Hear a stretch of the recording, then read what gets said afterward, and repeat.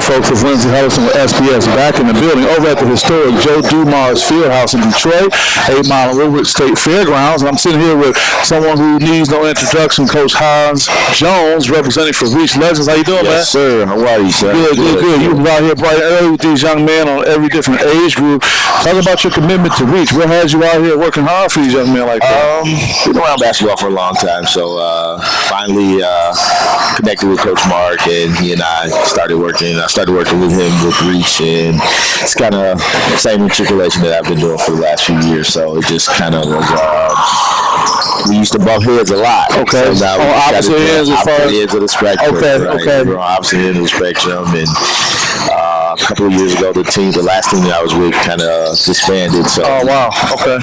He made a phone call, and I guess it's the old adage, the rest was history. The rest was history. You right here getting into it. Yeah. Man, that's a pretty good thing. You know, if someone was not familiar with, travel basketball here in the state of Michigan, particularly in Detroit, how would you describe R.E.A.C H and what makes R.E.A.C H a unique program? Well, R.E.A.C H is a staple now in the state of Michigan. They've been around for 20 plus years now. Yeah. So, well-respected organization.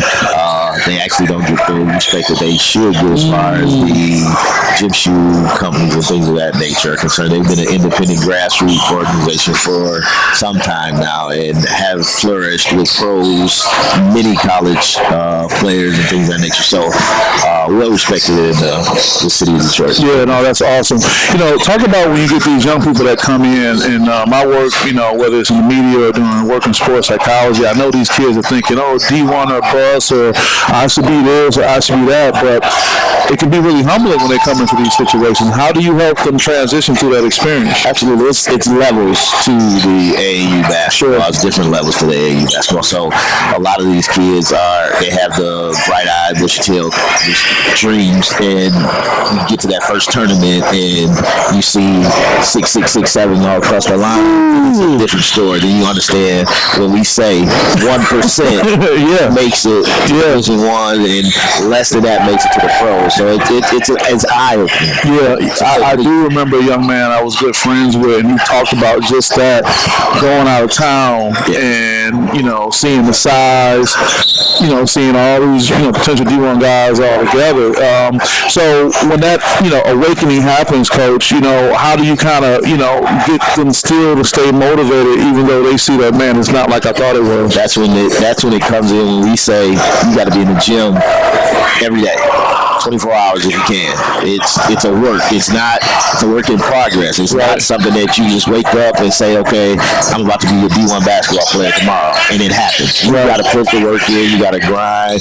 It's 24/7. It's eat, sleep, and the other way back. Yeah. I get it. No.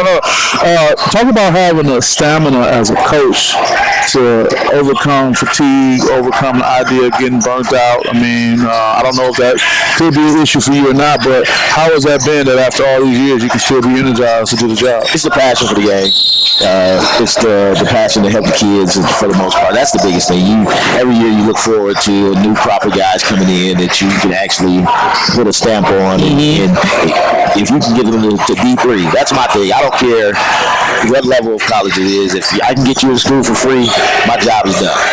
I'll say this, Derek Coleman says this, and you can take it as well.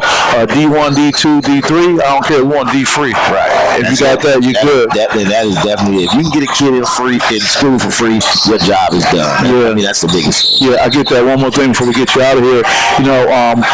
We are still actually in high school basketball, with the exception of a few more weeks. Actually, it's next week.